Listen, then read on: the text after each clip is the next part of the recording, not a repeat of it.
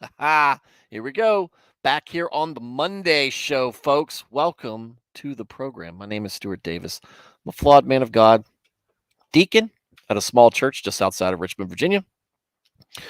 Not a pastor, not a biblical scholar, and I haven't been to seminary. I'm not trying to get you to join my church or donate to any special cause. I'm just trying to do is talk about God, talk about Jesus, talk about the Holy Spirit, talk about Christianity, talk about the Bible, talk about a wide variety of different issues, topics, current events, and give you my perspective on them. One that I think is reflective of your average Christian guy. I've been a Christian all my life, non-denominational Protestant. I don't subscribe to any particular doctrine or denomination. I'm just in the Word daily, trying to do it better each and every day. So, if you're interested and learning more about Christianity. Maybe you are not a Christian and you're wandering around with questions and you're wondering, is there more to this existence than just my life here on earth? Welcome to the show. Hopefully, you can find something that will trigger you to go off and become a Christian, have a relationship with God, learn about what it's like. And I will provide whatever environment I can here to help facilitate that. This is a very relaxed, comfortable show where I talk about the Bible and we read from it, and I try to get the perspective of what I'm reading, and the perspective of how you're reading it, and the perspective of the rest of the chat. We'd love for you to ask questions and give your opinion on things so we can react to it. That's what we're doing. Read the scripture and react to what it says. Right? I have been accused recently of trying to reinterpret scripture, and we will get into that momentarily. I hope you guys all had a good weekend. You guys all had a good weekend. I did. Always, most of the time, I have a nice, fulfilling weekend. This weekend felt short. But I'm here.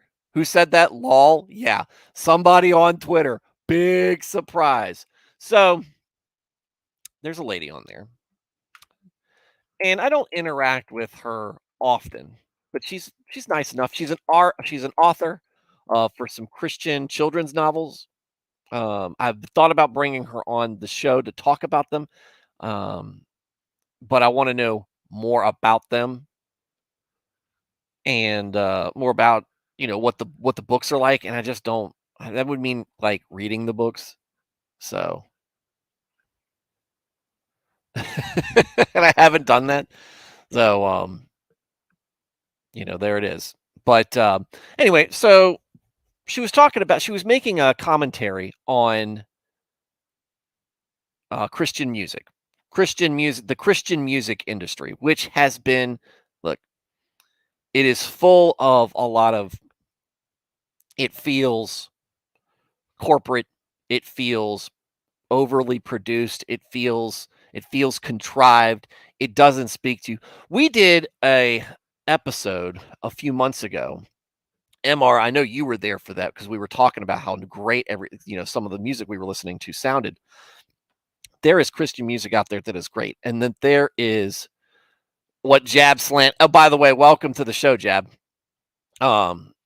Where some of it sounds just the same. A lot of stuff you hear on the radio sounds the same.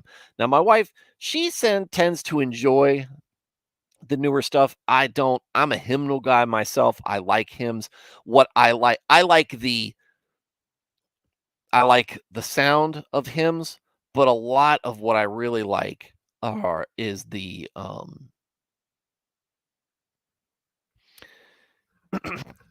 lyrics behind it. They're artfully crafted, and stop it, Serranos. um, they're artfully crafted. They come across very, very worshipful and whatnot. So I don't mind when sometimes, even at my own church, what my music minister will do, will try to put it to a more modern or more rocky um, melody, right? And it still's got the themes. Like if you think of Amazing Grace, because that's an easy one, or Old Rugged Cross. If those songs are, something you could, and then put it to a band, then it sounds good. And we listen to Janice Wilson and Southern Gospel Revival, some of that stuff.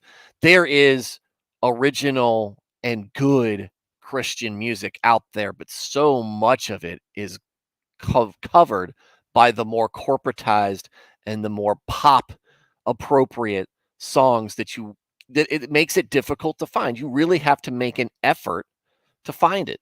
So we get the Hillsong. Instead, we're fed the Hillsongs, the Elevation Church, the Bethel Musics, and that's what a lot of that is. What Jab is saying. Um, very very good stuff. Um, Whereas I like to find um, there's good music that is not worship music that has still got Christian tones and vibes to it. Um,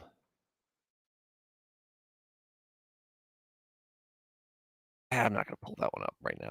I'm not going to digress too much, but anyway, she made a very what I thought poignant remark, especially on the heels of this Mr. Oliver coming out and really just knocking it out. It seems like he's knocking it out of the park. I actually haven't listened to the song, but let me pull it up.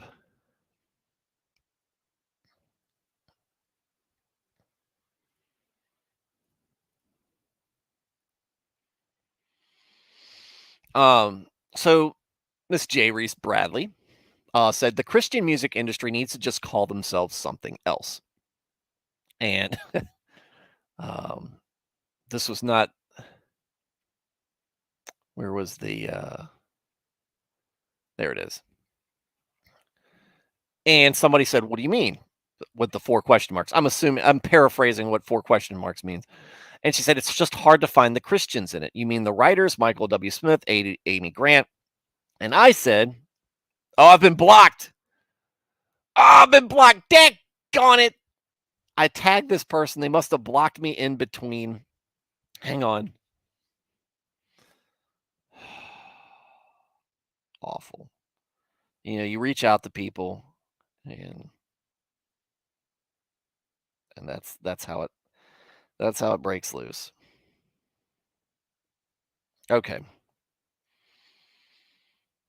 I've got it unloaded here. So anyway, so we were talking. Amy Grant is a person who used to be a very big broadcaster in or big Christian singer songwriter, and she's very popular. She's still very popular, but she has fallen into the more deconstructed, love is love, everybody gets into heaven kind of thing. No matter what you believe, type of mentality, and we you miss that, but this guy comes behind and he starts saying, no, this is really took what we were saying out of context. And that's weird because I think they kind of agreed with us, but they didn't. And I tried to bring that up, but basically I said, I guess you can't read between the lines. He goes, it's insane you defend liars and people who bear false witness. He's talking about Jay Reese, but she doesn't do that in here at all. You all can't be Christians when you defend this crap. You are the same clowns who redefined everything in the Bible to suit your sins. So I challenged him to come on the show tonight and talk about it.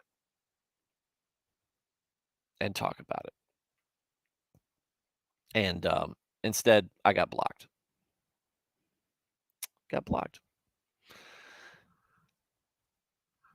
That's what happens. Look, Christian Twitter is Christian Twitter. As I told Hans Feeney, he said, what's the worst part about Twitter now that it's called X? And I said, it's still the people. It's still us, myself included. I get into these arguments. I hate doing it. I can't help it. I'm drawn into it. It's my sin. It's my vice. And one of my many that I fall into is these arguments with people when it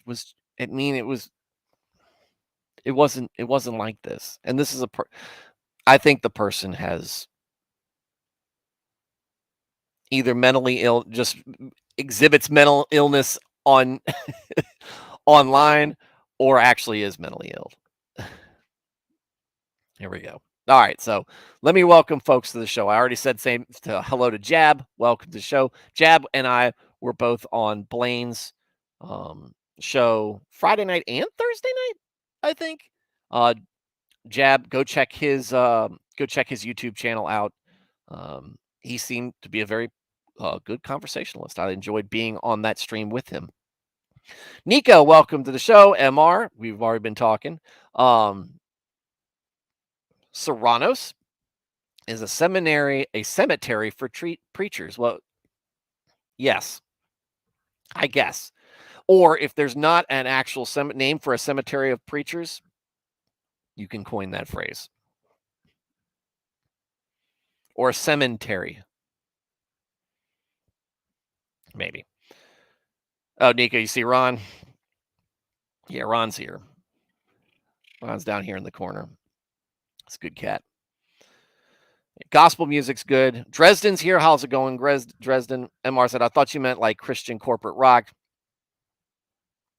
There is good rock. I like there's a band called The Cipher Down. I enjoy a lot of them. Some of Thousand Foot Crutch, but there's more. That's not work. They don't make what I consider worship music. They make Christian themed music, which I like when I'm not worshiping, right? I like some of the themes that they talk about feelings like um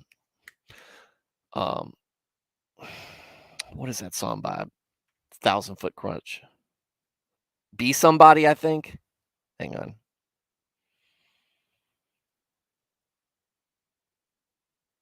Or is it just maybe just Be Somebody?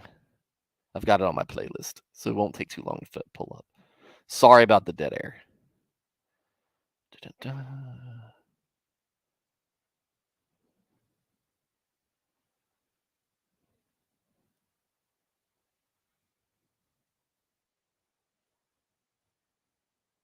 Pop off of there? Yeah, Be Somebody by Thousand Foot Crutch. It's a very, to me, it's somebody singing from a Christian belief, things that I've experienced. And it's not, like I said, it's not stuff where I'm like worshiping God, but it puts me in that mood where I'm thankful or it's nice to see that somebody relates to how I've felt in the past or how I might be feeling the same way we enjoy other music that really cuts us to the core. Right. So the Holy Scripture has been hidden. It ain't hidden tonight. It is out in the open. We're going to be talking about it. We're going to be reading some Esther tonight. We're going to go through it as fast as possible. I do have video game stuff to do. Welcome, Jab. It's called Mormonism. Oh, here we go. Serrano says, I thought about it more. Seminary is where people go when they die during a good Sunday that lasted a little too long. I like the other one better, Serranos. You should have stopped while you were ahead. Now it's over. Also, there's an imposter out there. I'm not going to tell you that there's a channel with the Master Chief voice reading the Bible who thinks he's better than me, and I'm not one to get upset that somebody else is trying to spread the word, but how dare how dare you, John 117? How dare you muscle in on my scheme, on my grift? How dare you do this? I'm coming for you. And I don't care how cool your voice is. I don't care how inviting that is. I don't care about how great of an idea it is to have AI read the Bible in the Master Chief's voice. I am so incensed. Blaine sent me that. He goes, "Hey, somebody's out to take your to get you." And I looked at it. I was like, "Oh, how dare!" He's reading the whole book of Jude in a video, and I'm like, "No!" He sounds so much better than me because I have to work to be halfway charming, and it doesn't really work. It only works enough to fool you guys who are here, and it's really probably It's probably more because you guys are just more interested in the word than listen to me talk, which you should be. Which you should be. But daggone it, I wish I'd have come up with something that good. And even if I had come up with that, I don't know how to make that work. I'm such a novice at this. I feel like a Luddite when it comes to working with YouTube. You posted that in my Discord, disrespected me more than my boss. Sorry, I haven't checked Discord this weekend. And yes, Jab, I get it. Master Chief reading anything automatically makes it 10 times better. I had my coworker tell me today that he thought the new Halo show was good, and I told him I'm gonna throw you out of this window right now. Anyway, what's going on, Emmanuel? Glad you're here. AI waifus are coming soon. It's going to be a real dumpster fire.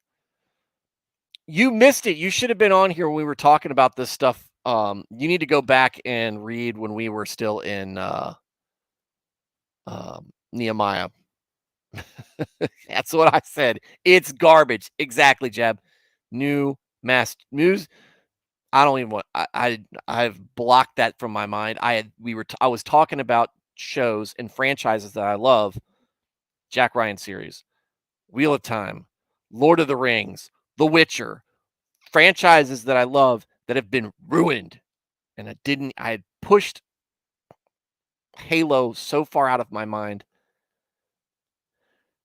that I'd forgotten. And now I'm thinking about it. And now I'm just incandescent. It wasn't good. It's supposed to be great. This is what I'm saying. We are we are in the dark ages of good television and entertainment because we have got nothing. You have to dig to find things original. I'll give my thoughts about I had my thoughts about how Oppenheimer had unnecessary sex scenes in it, and it was confusing. It could have been much better.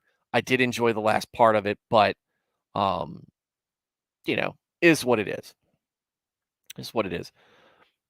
But me and my wife started watching only Murders in the Building. It's produced by Steve Martin, Martin Short, and Selena Gomez. And I don't know. I mean, I know Selena Gomez has been a child actor on Disney for a while, and she's done a lot of voice acting. So she has some experience. But Martin Short and Steve Martin have been funny and been writing stuff on the scene for a while. And we were watching this show, which apparently is on season 3 now. But you can tell the difference between how well it is written and in comparison to a lot of just garbage out there.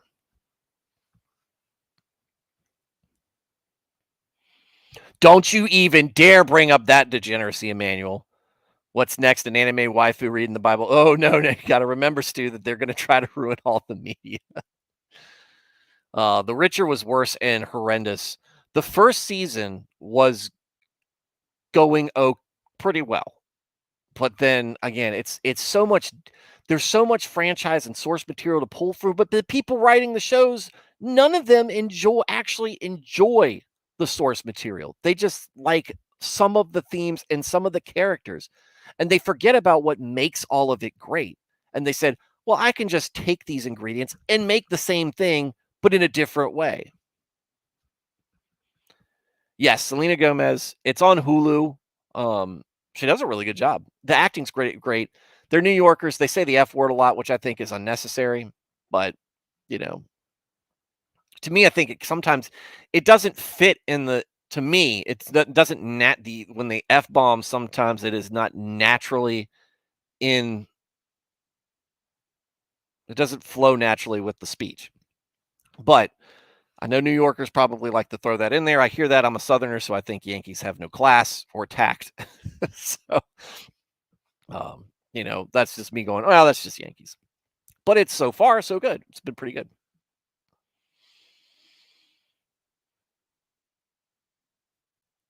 To find good stuff these days, you have to watch anime. Ugh. That's what I told him. I was like, you need to just watch anime instead.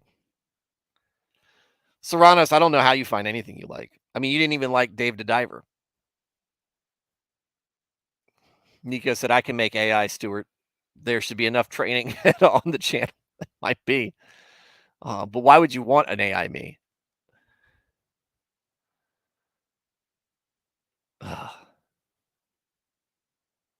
Yeah. Well, yeah, we can get into that later. Maybe we'll talk about this in another time, but I'm trying to keep this stream somewhat short. So let's get into reading. So when we were talking about Esther, right? When we last left off of Esther, it was the beginning, right? So we had this, we have Xerxes, we have the king of Persia, the emperor of Persia, not like the Xerxes from 300, the weird. Well, we don't know. Maybe he is a weirdo. Maybe he's a total creep, but we don't get that impression in this book. Anyway, so Xerxes is a partier, loves to party. Maybe it is the Xerxes from 300 because he's nothing but party. He stays partying in that thing in that movie. He's a partier. It's got these long parties or whatever, and so they're having this party to end their big party, the 6-month long festival they've been having. They're having a week-long party to celebrate it ending, and he calls his wife out, the queen, Vashti or Vashta or whatever. Well, the queen is summoned out, and she goes, I don't want to. I'm not gonna. You can't make me. I don't need no man. And Xerxes is kind of taken aback by that, and he's losing face, right? Because your queen just said, "Nah, I'm not going to listen to you." And he said, so he goes to his buddies, his advisors, his fellows, and says, "What should I do about this?" The guy says, "No, you got to do something about it. You need to make a statement because if you don't do anything about this, it's going to set a precedent for the women's everywhere, and they're not going to listen to anybody. My wife's not going to listen to me. The baker's wife's not going to listen to him. The guy building the slaves, building these buildings that we're having them build, their wives aren't going to listen to them." And he goes, "It's a slippery slope, dude. You gotta make a statement." So he goes, "All right, fine. She is cut off. She is cast out. She is no longer to be in my presence, and she has been impeached from her office. She is gone." Yeah, if you think a woman disrespecting her man would make you look bad now, imagine 3,000 years ago when a king is defied by his wife. So she is gone. Now, luckily for her, she gets to go with her life. Of course, who knows what she's going to what that means her future has in store for her. Usually it doesn't go well. But now we have a king without a queen. And so he puts the thing out there. I want virgins to present themselves to me, and I will make my choice. And in comes Mordecai, and in comes Esther. Mordecai is an Israelite who is in in the capital as part of the exile. His niece is Esther. Her parents have died, and he has taken over as her ward. Esther is, let's quote the scripture here. The young woman was beautiful of form and face, literally good of appearance. I like how they wrote it more here. Beautiful of form and face. And so she is either summoned or enters voluntarily into this casting call. And Xerxes chooses her. So now she is going to be the queen. And that's kind of where we left off. So let's pick up with Esther chapter 3. Now, here's where the story starts rolling. The story, as we're going to go through it, starts rolling. Esther chapter 3, Haman's plot against the Jews. After these things, King Xerxes promoted Haman, the son of Hammedatha, the Agagite, and advanced him and established his authority over all the officials who were with him. All the king's servants who were at the king's gate in royal service bowed down and honored and paid homage to Haman. For this is what the king had commanded in regard to him. But Mordecai, a Jew of the tribe of Benjamin, who we had learned about, Esther's uncle, we learned about in chapter 2, neither bowed down nor paid homage to him. Then the king's servants who were at the king's gate said to Mordecai, "Why are you disregarding the king's command?" Oh, back up a second. One of the things I should have said. At the end of chapter 2, Mordecai, our buddy here, was privy to a plot against the king. He told Esther. Esther told the how did that go? Yeah. Mordecai tells Esther. Esther told the king that Mordecai said this was going on. They investigated, found out these 2 guards were plotting to kill the king. No. Esther was not healthy at any size. Esther was healthy at beautiful of form and face. Manual. So Mordecai's got mega brownie points on the royal of the royal persuasion. All right. So Haman's walking through. Mordecai, a Jew of the tribe of Benjamin, neither bowed down nor paid homage to him. Then the king's servants who were at the king's gate said to Mordecai, "Why are you disregarding the king's command?" Now it had happened when they had spoken to him day after day, and he would not listen to them. And they told Haman to see whether Mordecai's reason for his behavior would stand as valid, for he had told them that he was a Jew. When Haman saw that Mordecai neither bowed down nor paid homage to him, he was furious. But he disdained laying hands on Mordecai alone, for they had told him who the people of Mordecai were, his nationality. So Haman determined to destroy all the Jews, the people of Mordecai, who lived throughout the king of Ahasuerus. That escalated quickly. So Mordecai, based Mordecai, obedient Mordecai, he's not bowing down to a king that wasn't consecrated by God. He is not going to pay homage to somebody who isn't God. He is right there the way he knew. Yeah, like Serrano said, you dropped your crown, King Mordecai. Mordecai said, basically, I'm not doing it. Right? This is not part of my belief season. Beliefs. Do what you want. So the guards go, well, maybe he's allowed to, right? Because who would disobey the king without reason? And I'm assuming Mordecai probably presents well, probably dresses okay. It takes care of his appearance. Mordecai seems like a guy who, takes care of himself. And so they're like, this guy's not a lunatic. He's not a criminal, right? He's just a guy who's just said, I'm not going to do this. Maybe he's got a good reason. So they go to Haman and say, hey, is this okay? And Haman sees that and he goes, no. And he's mad. He's furious. He's supposed to get his due, right? He needs to be worshipped. He needs to be bowed down to. He needs people to show him the deference that he thinks that's owed to him. But it's not enough to punish Mordecai. Mordecai's a Jew. So now I'm going to destroy all the Jews. Please, nobody clip that. I just realized it. Well, that's what, look, clear context. This is what Haman said, right? Haman's going full Adolf. Something tells me God is not going to be happy about this. Okay.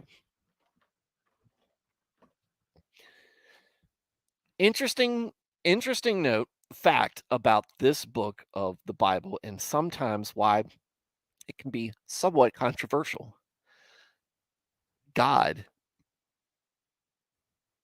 it's either that God is not mentioned or God does not come into account during this entire biblical book. So this is really just about Mordecai and Esther and their plot. God doesn't get involved overtly by name in here. Yeah.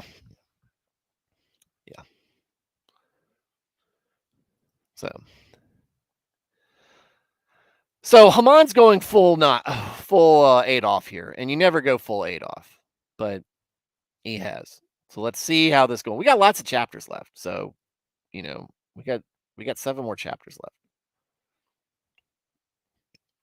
In the first month, the month of Nisan, March, April time period, in the 12th year of King Xerxes, Haman cast pur, that is the lot cast before him day after day to find a lucky day to approach the king, month after month until the 12th month, the month of Adar, February, March. Then Haman said to King Xerxes, he had to wait a while. Then Haman said to King Xerxes, there is a certain people, wink, there is a certain people scattered abroad and dispersed among the peoples in all the provinces of your kingdom. Their laws are different from those of all other people, and they do not observe the king's laws. Therefore, it is not in the king's interest to tolerate them and let them stay here. If it pleases the king, let it be decreed that they be destroyed. And I will pay 10,000 talents of silver into the hands of those who carry out the king's business to put into the king's treasuries.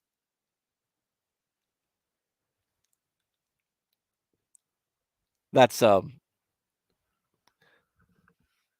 ancient final solution there. I like how he goes, there's a certain people. Like, you know, he's not naming them, right? As I mean, that's kind of a thing, right? But there's a certain people, their laws are different from ours. Let them be destroyed, and I'm willing to pay bounty, a bounty for it. I will pay 10,000 talents of silver into the hands of those who carry out the king's business to put in the king's treasuries. What's going on, Veritax?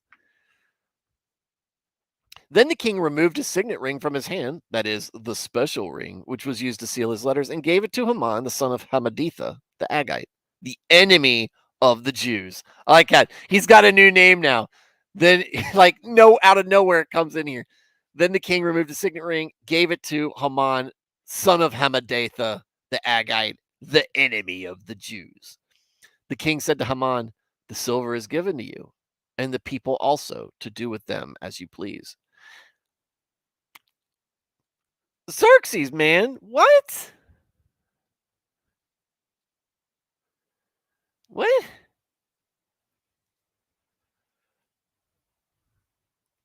You just gonna look genocide? Like I said, everybody scoffs at genocide being in the Old Testament and being God. Genocide was practiced often then. God's got a reason for why he wants it. These guys just go, they don't observe our rules. Let's get rid of them. Of course, God said, hey, these guys are detestable people. You need to get rid of them. But this is just, yeah, these guys don't follow all of our rules. Now, Mordecai is not a bad guy. He's not hurting anybody. The only thing he's doing is not treating somebody else like they are God or a prophet when they're not. That's the only thing. Nico, he said at least he's putting his money where his mouth is. Ah, that's where you're wrong. He's putting the taxpayers' money where his mouth is. The taxpayer is going to pay for this. He's saying out into the king's treasuries. The silver is given to you, and the people also. I'm giving you the money and the permission to do with them as you would. Look, he's a bureaucrat. He ain't paying for anything himself. Not when he's got public coffers to draw from.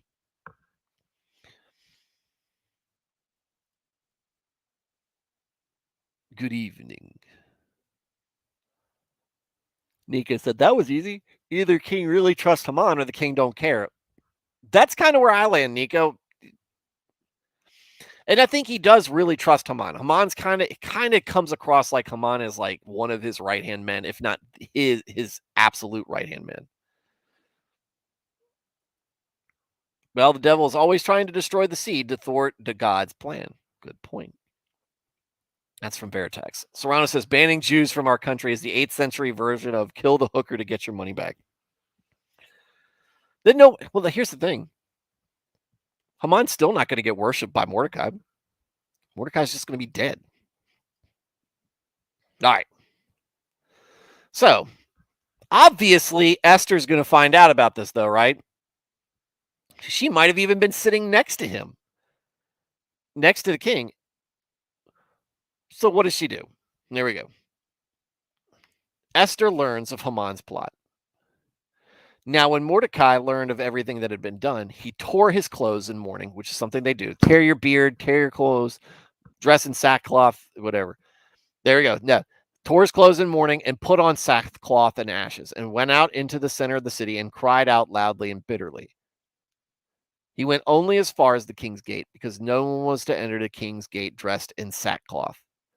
In each and every province that the decree and law of the king reached, there was great mourning among the Jews, with fasting, weeping, and wailing, and many lay on sackcloth and ashes. When Esther's maids and her eunuchs came and told her what had happened, okay, so she wasn't there when it happened, word gets to her, came and told her what happened, the queen was seized by great fear. Why? She's Jewish. Ah! She sent garments to clothe Mordecai so he would remove his sackcloth, but he did not accept them. Based. I'm not taking your stupid government handout. No. Mordecai is going through his thing, right? No, he was not an Moabite, Agagite or Agagite. I don't know. He's a Canaanite.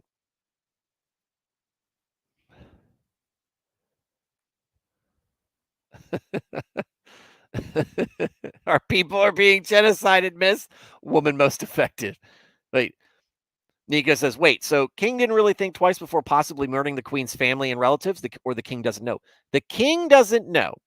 And reading this right now, because it's been a while since I've been through Esther, I don't know, and we'll find out, I'm sure, as we go along. I don't know if the king knows that Esther is Jewish. I don't think that he knows that. Or if he doesn't know that Hanan was talking about Jews. Or both. But I'm pretty sure, Nico, the king, and I think it becomes more clear as we go along. And wait, didn't she? Hold on, let's go back.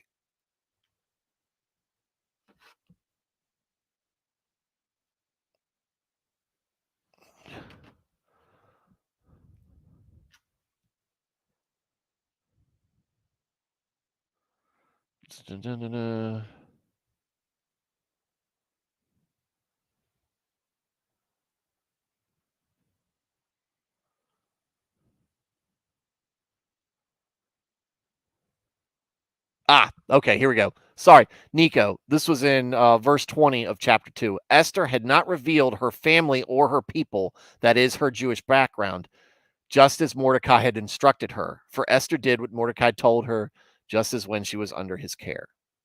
There you go.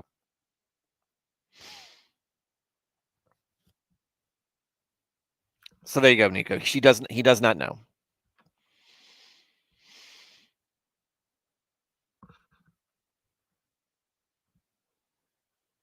Did I skip part?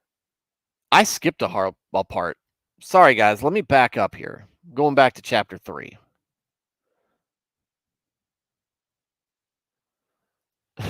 No charity for me, Mordecai says. Chadley. Veritax said, so Haman would not have been here if Saul had done what the Lord had told him to do. Well, or Joshua, really, for that matter, or a whole lot of other folks.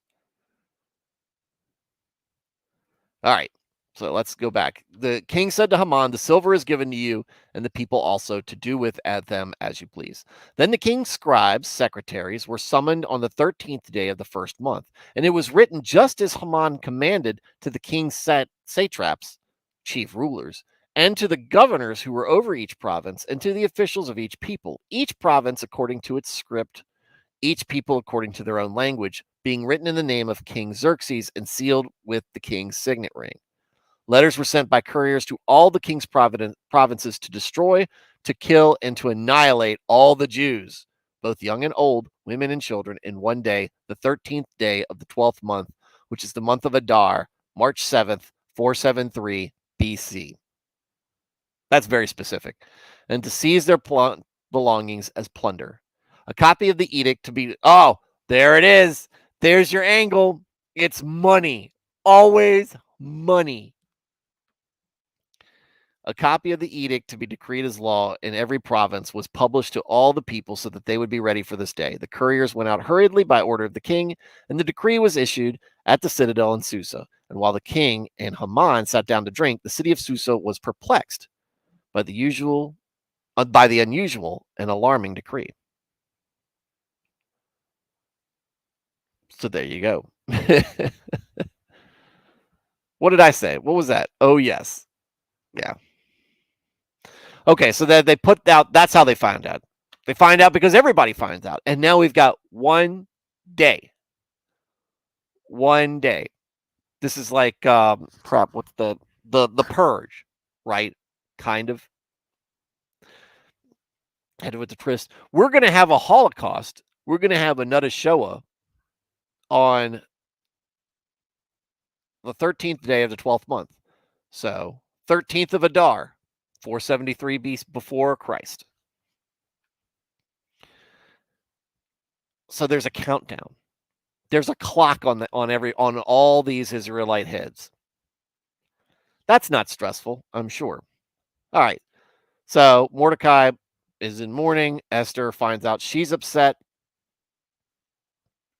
Then Esther summoned Hathach, one of the king's eunuchs, to whom the king had appointed to attend her, and ordered him to go to Mordecai to find out what the issue was and why it had come about. So does Mordecai know this is his fault? Kind of his fault because he's the one who pissed off Haman. Haman is like Jafar in Aladdin. That's how I envision him. That's always how I see him because it just comes across that way. Hathach went out to Mordecai in the open square of the city, which was in front of the king's gate. Mordecai told him everything that had happened to him and the exact amount of money that Haman had promised to pay to the king's treasuries for the destruction of the Jews. Mordecai gave him a copy of the text of the decree which had been issued in Susa for the Jews' destruction, so that he might show Esther and explain it to her and order her to go in to the king to seek his favor and plead with him for the lives of her people.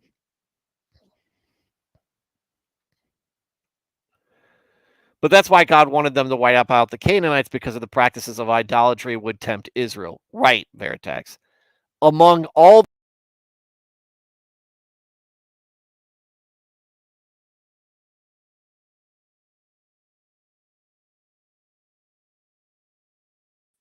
sorry about that, guys. The back button on my mouse is too easy to accidentally click. Among all the other things they did. I hate it. Let me read this in their entirety. Veritex, I forget that sometimes your comments run into multiple comments. Their practices of their idolatry would tempt Israel, and even after being led into captivity, it still has an impact. Them failing to do the Lord's commands. Yep. We always back, Nico. Don't call it a comeback. We've been here all along. All right. Hathach came back and told Esther what Mordecai had said. Then Esther spoke to Hathach and ordered him to reply to Mordecai, saying, all the king's servants and all the king's men and the people of the king's provinces know that for any man or woman who comes to the king to the inner court without being summoned, he has but one law, that he is to be put to death, unless the king holds out to him the golden scepter so that he may live. As for me, I have not been summoned to come to the king for these last 30 days. So they told Mordecai what Esther had said. Now, remember. Oh, wait, I got to bring back the screen sharing. Sorry about that. Knew something was missing.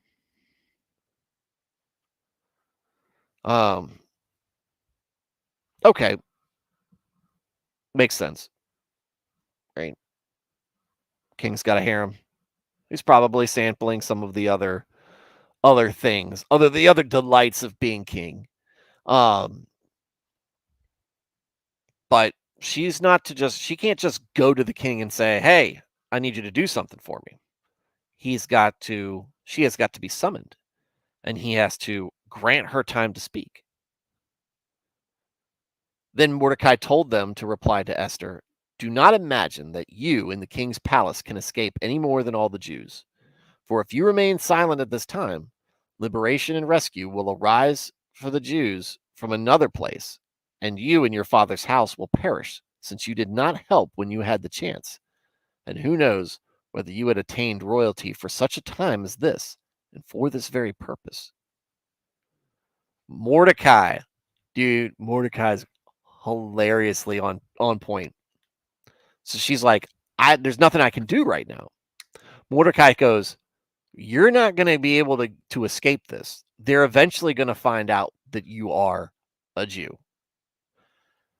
And if you remain silent, the Lord is going to punish you, especially because seems kind of convenient. You're uniquely placed to influence the king at a time where the Lord's chosen people are at risk of being obliterated."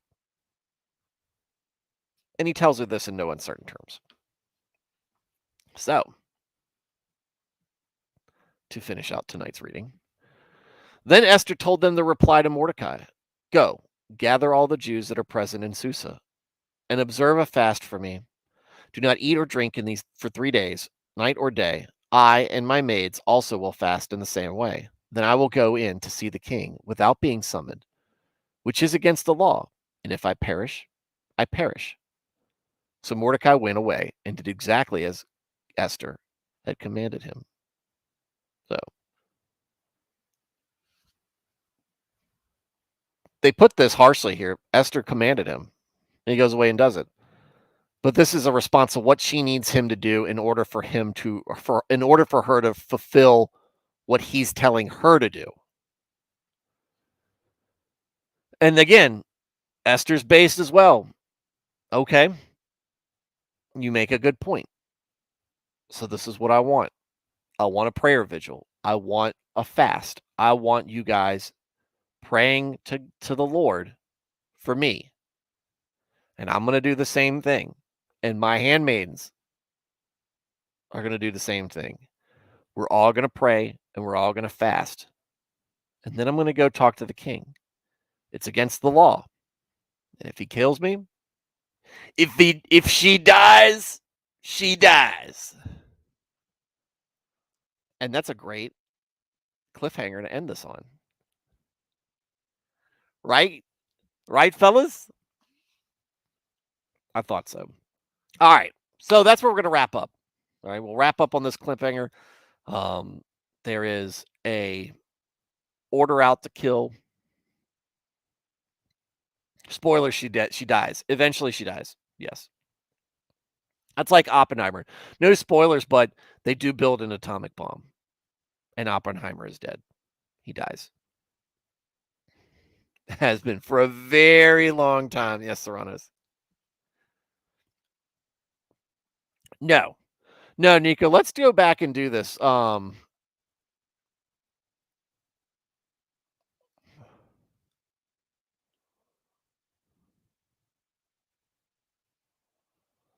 So the 13th day of the 12th month, the month of Adar, March 7th.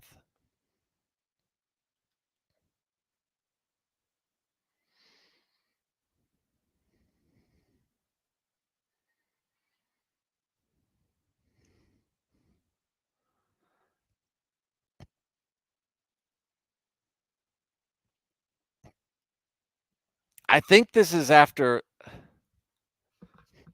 That's a good question. Because on my way, I always felt I was like they had like a year to prepare for this.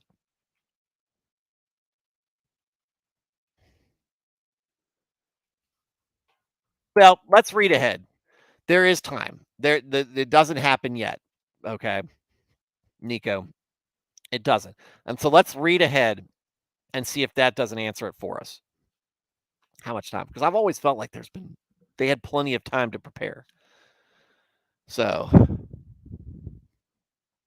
anyway, All right, so we'll leave it on this. But no, it's not. She's not going to fast past the purge happening. No, this is beforehand.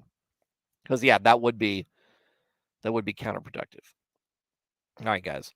Plan is tomorrow to stream same time, same bat time, same bat channel, and make it happen. My buddy that I was talking to on Twitter did block me, so and he did not show up. I gave him a link. I told him I would let him on even, but I have difficulty making friends, guys. This is my fault. This is my curse, and I have to live with it. And I appreciate you guys looking past my faults. All right, everybody, let's clean it up for tonight. Nico, Serranos, Veritax, Emmanuel Osorio. Glad to see you. I missed you last week. And I know you're working. MR.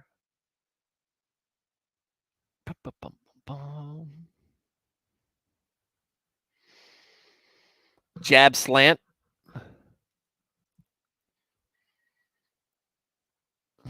Oh, Dresden. Dresden's in here somewhere.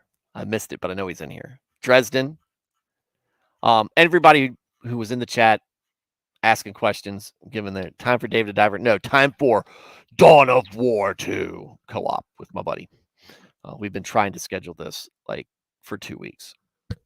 Anyway, all you folks out there who've been in the chat making the show better, I appreciate it. You guys legitimately make the show better. I can't say it again enough, and I will continue to say it. Thank you for the contributions you make to make this show, this channel that I dearly care for the message and the people that are impacted. I appreciate what you do. And that's not something I say lightly. It's something that if you consider it, that you know that's true. What you're doing, giving us more to talk about by asking questions, especially like you, Nico, like I said, uniquely folks like you, Nico, who are new to all of this, and giving your kind of raw impressions. Those are so valuable to me, for me to play off of and talk to, because I'm just a guy, right? This channel I dearly care for, not ideally care for. I'm not a skinwalker. I'm a flesh crawler. Daggone it. Anyway, to everybody who's listening and didn't participate in the chat, that's fine. I encourage you to be in the chat, but that's only because I want to talk to you. If you just want to listen, that's great. I'm just happy you're getting something good out of this. To everybody listening to me on replay, on the back end, hope to catch you live sometime. Maybe tomorrow night, because I'll be here, Lord willing. Everybody have a good night, and God bless.